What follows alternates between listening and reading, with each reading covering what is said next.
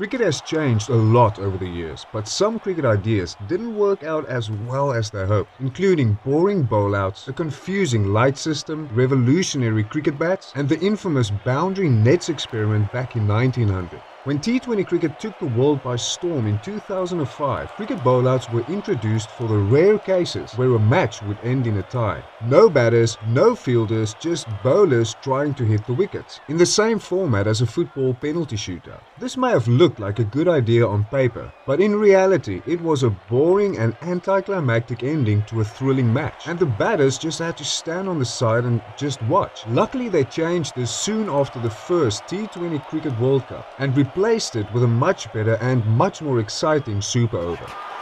I'm sure he's out! We're going to a Super Over! You are kidding me. Unbelievable. The most historic cricket run-out ever happened when Jonty Rhodes ran out Sachin Tendulkar, and for the first time in cricket history, the decision was made by a TV umpire. A historic moment in world cricket, television replay and the slow motion clearly showing that Tendulkar was out of his ground. The TV umpire used lights to indicate what the decision was. Green for not out and red for out. Right? Wrong. For some reason, the powers that be decided that red would indicate that a batsman is safe or not out, while green would show that they're out. The green light goes on, Prabhakar sees it and he's out. This decision was universally frowned upon and just plain confusing, so luckily they changed it shortly after, until electronic scoreboards eventually took over a few years later. Most cricket fans remember the famous Mongoose bat. Here's the Mongoose.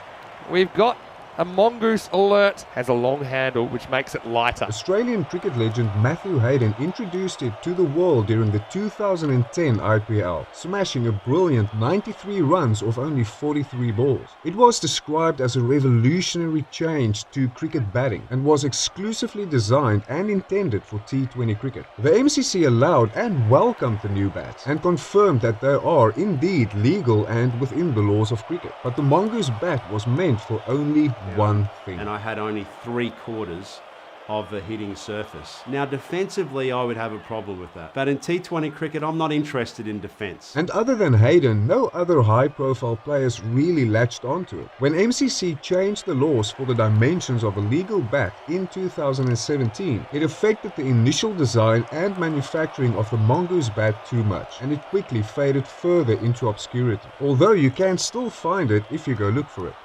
It's hard to believe that until shortly before the 1900s, cricket boundaries didn't exist. Batters had to run each and every single run, and often the ball would roll into the crowds and the fans had to move out of the way so that the fielder could retrieve it. As cricket became more popular, crowds grew bigger and bigger and fans moved closer and closer to the pitch to see the action up close. Eventually it was decided to create a cut-off line, award the batter a certain amount of runs once the ball crossed the line, and to keep the crowds at a certain distance. But this idea was not widely accepted by everyone. So in 1900, the MCC tried an idea that they thought would find a balance. It is still referred to as the net experiment, with nets all around the field, approximately 3 feet high. If batters hit the ball into the net, they score 2 runs, plus any runs they managed to run. If they hit over the net, they score 3 runs, plus any completed runs. This method lasted for only 5 first-class matches at Lord's Stadium in England, until the players, the media and the fans all unanimously agreed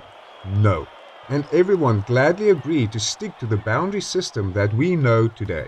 Another confusing law that existed for many years that was eventually scrapped from international cricket in 2011 was runners. Injured batters could have a runner to run in their place, but this caused massive confusion on multiple occasions. Absolute pandemonium out there. He looks straight to the runner. Where are you going? I'll go. No, you go. Oh, and there's a mix-up. Oh, Boys, there's a runner out there. Hello. We have 4 West Indian batsmen out there now, and just to avoid confusion, which is always a possibility, if not a probability. And also left some wide open gaps for batters to fake injuries. Other bad ideas included the super sub system tried in 2006 in international ODIs for about one season. Teams could exchange one of their players for a substitute at any time during the match. The IPL and the BBL still use variations of this, but many high-profile cricketers argue that it's unfair, too complex, and undermines the integrity and balance of cricket. It's just never had any significant impact on a cricket match, and fans don't miss it when it's eventually scrapped after a season or two. Tell me what other cricket laws and ideas you can remember that just didn't work, and subscribe for more cricket content just like this.